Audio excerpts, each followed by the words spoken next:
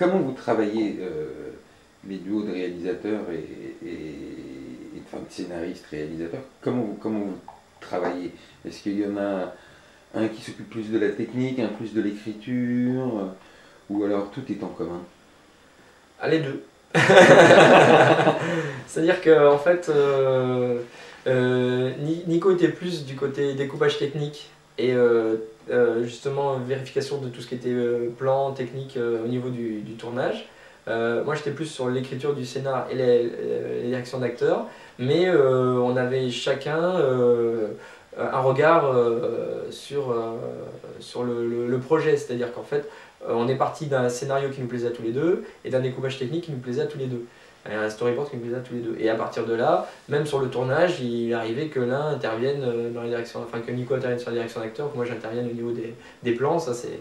Voilà. Mais il y avait quand même à la base quelqu'un plus qui s'était plus décidé de se spécialiser soit du côté technique, soit du côté direction d'acteur. Ouais, parce que c'était notre première expérience à deux. On ne savait pas trop si on allait se marcher sur les pieds, si on ne se donnait pas des rôles très précis comme ça. Donc, et puis finalement, on ne regrette pas trop d'avoir pris cette décision, parce que ça nous a permis d'être plus efficaces dans nos rôles respectifs.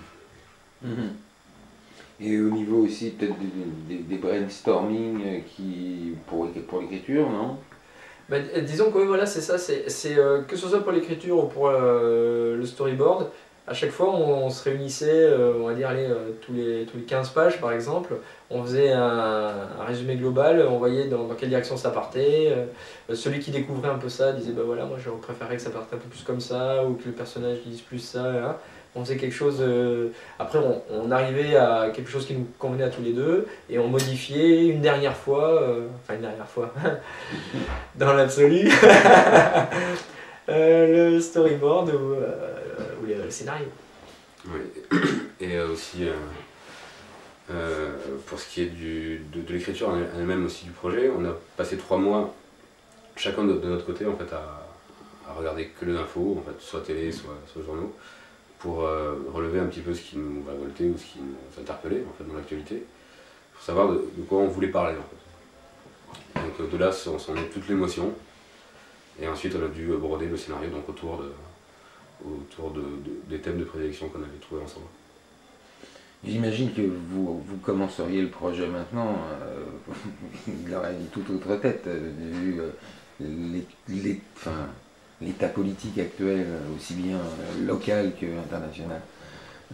Je pense qu'on en rajouterait certaines choses, mais je pense qu'on en garderait quand même d'autres. En fait, ça n'a pas tant évolué que ça depuis 3 ans que le scénario a été écrit. Mais effectivement, depuis 3 ans, il y a des choses qui ont réussi à nous révolter pas mal et qu'on pourrait, bon, en particulier les banques, hein, c'est le gros truc qui est arrivé depuis.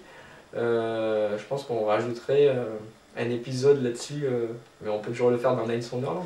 On ferait un président aussi qui serait black plutôt en fait. Américain ? Américain, pardon, j'ai pas oublié de préciser. Ouais. Et un président français plus petit, puisque.